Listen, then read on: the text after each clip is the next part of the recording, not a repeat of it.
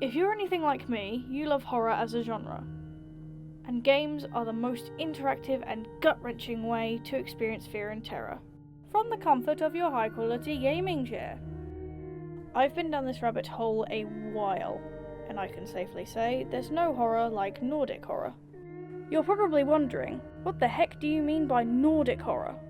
This is a silly phrase coined by me, based on the fact that one of the developers of the game Little Nightmares saw Inside and Limbo, made by fellow Nordic developers Playdead, and they joked about dark and morbid storytelling being a Nordic thing. The studios are just 30 minutes apart, give or take, separated by the Sweden to Denmark crossing featured in Nordic noir TV show The Bridge. In all my years of searching, finding and playing horror games, none have held a place in my heart like Little Nightmares. This game is full of charm and jam-packed with lore that goes deeper than the surface. In this short video essay / mini documentary, I would like to highlight the best traits of Little Nightmares, and what makes this particular game a real contender in the world of horror games, even after the 8 years since its 2017 release. I am going to break down Little Nightmares to its building blocks to show how each aspect complements each other and enhances the feeling of fear the player experiences throughout the game. This will be split up into 2 parts. I will be covering the enemies in part 1 and the other aspects of the game in part 2. Let's get started on the enemies.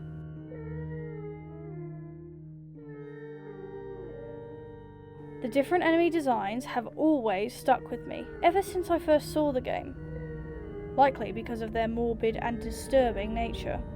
Let's go through them individually and talk about how they work. The first one on the list, and the only minor enemy in the game, is the leeches.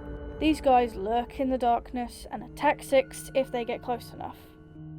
They move rather slowly, but can easily catch a player off guard when they land on the ground. Once you get the hang of it, these guys are barely a threat. The way they kill you is rather interesting, as they coil around Six and strangle her, much like a snake. They're tar black in appearance, and long to the point where it's almost snake-like. The first major enemy, or boss as I like to call them, is the janitor. This guy has some of the most unique mechanics of the game, since he doesn't actually see you like the others do. Being completely blind, he instead uses hearing, smell, and touch to locate Six. This mechanic therefore requires the player to crouch when traversing around him, since it reduces noise. Six must aim to walk on various rugs placed throughout his segment, since the bare floorboards are very squeaky, and will alert the janitor to your current location.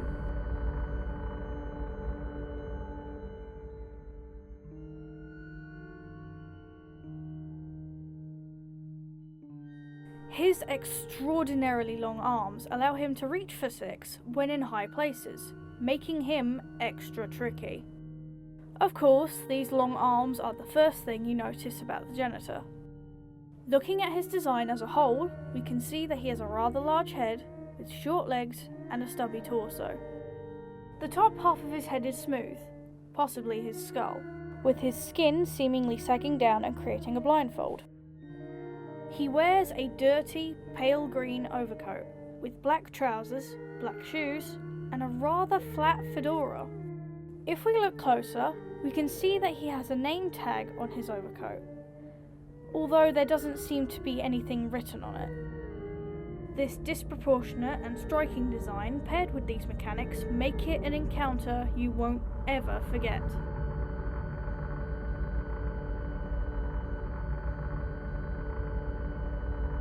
The second boss, or rather bosses, are the twin chefs. These two are rather large and much taller than the janitor. These two can see you, and will give chase if you get caught in their gaze. Due to their size, they can't quite lean down to reach Six if we hide under the more guarded tables.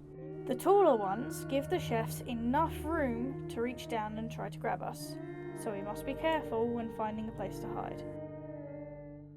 Even though they are both fairly large, they are still much faster than 6 and will catch us if we try to run, so hiding is important.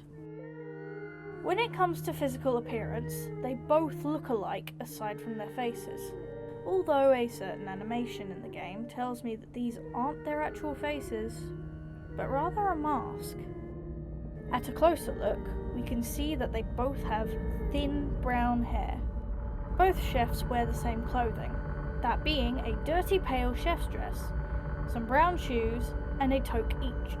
They are rather simple in design and function, but the fact that there's 2 of them more than makes up for this. Not to mention the fact that these guys reoccur later in the game, giving them that bit of extra charm. While each boss encounter does need some kind of planning, you should try to be extra prepared for these 2.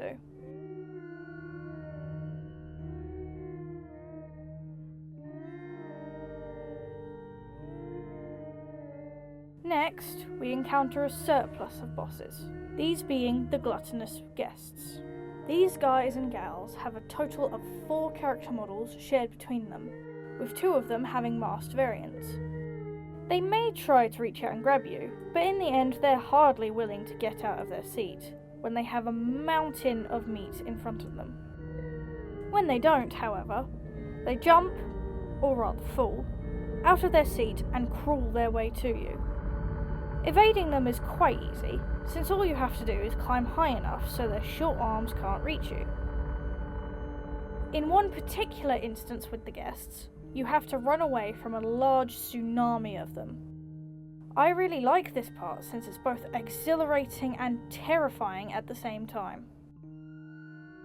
They don't seem to try and stand up to get you, which is weird because our first introduction to them was them marching up to the tables. Even the music that plays in that moment is called March of the Guests. Perhaps they're just tired, or can't physically get up without aid. Looking at the models, we can see that they each have some visible fat on them. They are much larger than the chefs and are around the same height, maybe even taller. Their clothes are all brown in colour, and they don't seem to fit as the buttons are stretching. These guys have their moments, especially towards the end, even if their food addiction will be the death of them. The final boss of Little Nightmares, the most mysterious and intriguing character, is the Lady. Very little is known about her, aside from the fact that she keeps them all running. The Lady is vastly different from the other enemies, as she is much more human in appearance, and she seems to have some kind of power. Each of her encounters are anxiety-inducing, as she tends to disappear and teleport constantly. This mechanic of hers is worked into the entire segment, and makes her the scariest boss in the game. Prior to the final showdown, as we traverse through her living quarters, we discover hundreds of cracked mirrors. Coming to the conclusion that this is linked to a weakness of mirrors, we find a small and uncracked one atop a pillow surrounded by the frames and shards of many others. The final fight with the Lady is one of the most adrenaline-inducing experiences I've ever had, and one of the scariest too.